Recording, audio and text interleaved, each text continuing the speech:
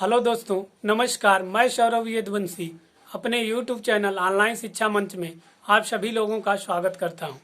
आज हम पढ़ेंगे मनोविज्ञान के बारे में। तो आइए स्टार्ट करते हैं। देखिए, मनोविज्ञान को अंग्रेजी में साइकोलॉजी कहा जाता है।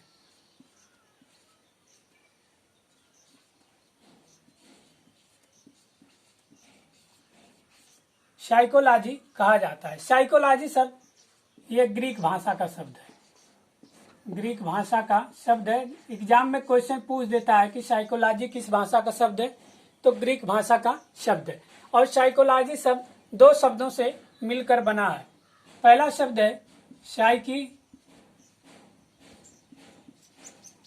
और दूसरा शब्द है लोगस, जहां साइकी का अर्थ है आत्मा,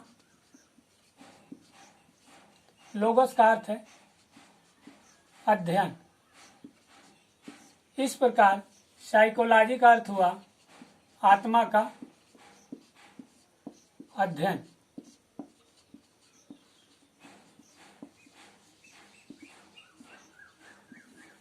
अब मनोविज्ञान की उत्पत्ति के बारे में जानते हैं कि मनोविज्ञान की उत्पत्ति कहाँ से हुई।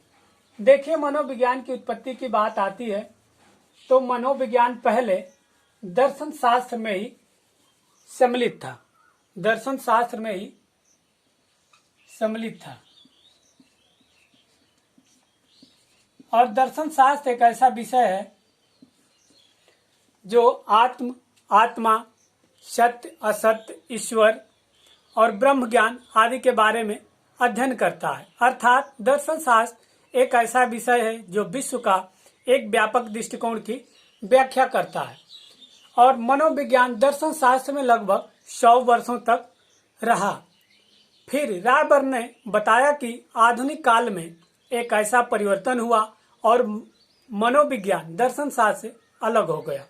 और जब मनोविज्ञान दर्शन शास्त्र से अलग होता है तो उसके अर्थ में भी परिवर्तन होता है। तो आइए जानते हैं कि मनोविज्ञान के अर्थ में क्या परिवर्तन होता है। देखिए, मनोविज्ञान सबसे पहले आत्मा का विज्ञान बना। आत्मा का विज्ञान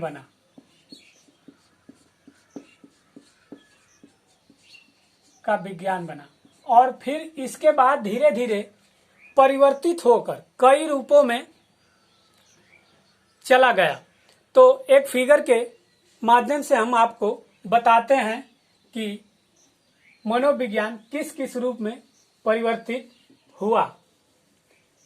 देखिए, जो आत्मा का विज्ञान सबसे पहले बना तो उसके जो समर्थक थे वो रूसो और प्लेटो थे। प्लेटो ने आत्मा का विज्ञान, मनोविज्ञान को सबसे पहले स्वीकारा।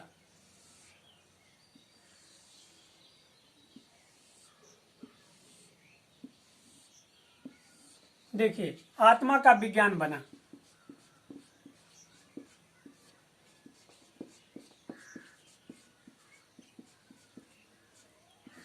आत्मा का विज्ञान ये बना ये 16वीं शताब्दी में।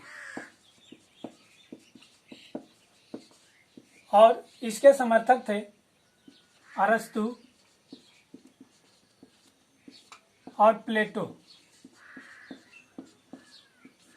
बाद में ये मन का विज्ञान बना। मन या मस्तिष्क का विज्ञान बना। इसके जो समर्थक थे वो जॉन लॉक थे। और मन का विज्ञान 17वीं शताब्दी में बना।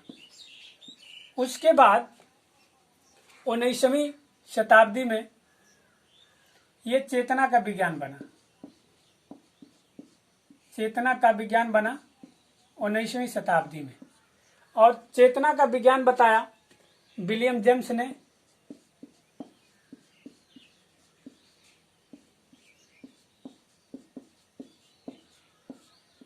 और बुंट ने। और 19वीं शताब्दी के समय ही मनोविज्ञान, शिक्षा मनोविज्ञान से जुड़ गया और विलियम वुंट ने मनोविज्ञान की सर्वप्रथम पाठशाला खोली जर्मनी के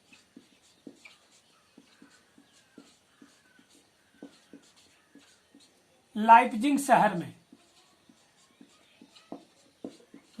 शहर में 1879 को मनोविज्ञान की प्रथम पाठशाला खोली। क्वेश्चन पूछता है कि मनोविज्ञान की प्रथम पाठशाला कहाँ खुली और कब खुली, तो जर्मनी के लाइप्जिग शहर में 1879 में विलियम वुंट द्वारा खोली गई।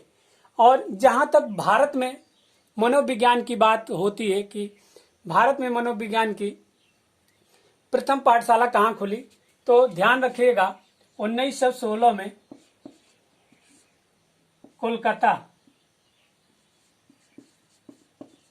कलकत्ता में 1916 में मनोविज्ञान की प्रथम पाठशाला खुली। उसके बाद मनोविज्ञान व्यवहार का विज्ञान बना, और व्यवहार का विज्ञान बना 20वीं शताब्दी में, और व्यवहार का विज्ञान बताया वाटसन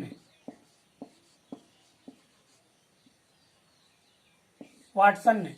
और जो वर्तमान में भी मनोविज्ञान चल रहा है वो हमारा व्यवहारवाद में ही चल रहा है। क्वेश्चन पूछता है कि वर्तमान का मनोविज्ञान कैसा विज्ञान है या किस रूप में का विज्ञान है, तो व्यवहारवाद का ही विज्ञान है। और देखिए एक और परिभाषा वुडवर्थ ने बताई है मनोविज्ञान से संबंधित कि मनोविज्ञान सर्वप्रथम आत्मा का त्याग किया, उसके बाद मन का त्याग किया, उसके बाद चेतना का त्याग किया और व्यवहार के रूप में सक्रिय हो गया।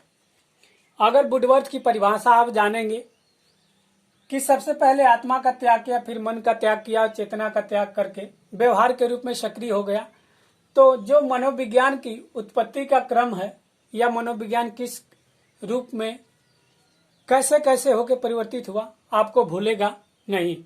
अब हम अगले टॉपिक में बताएंगे शिक्षा मनोविज्ञान के बारे में। धन्यवाद।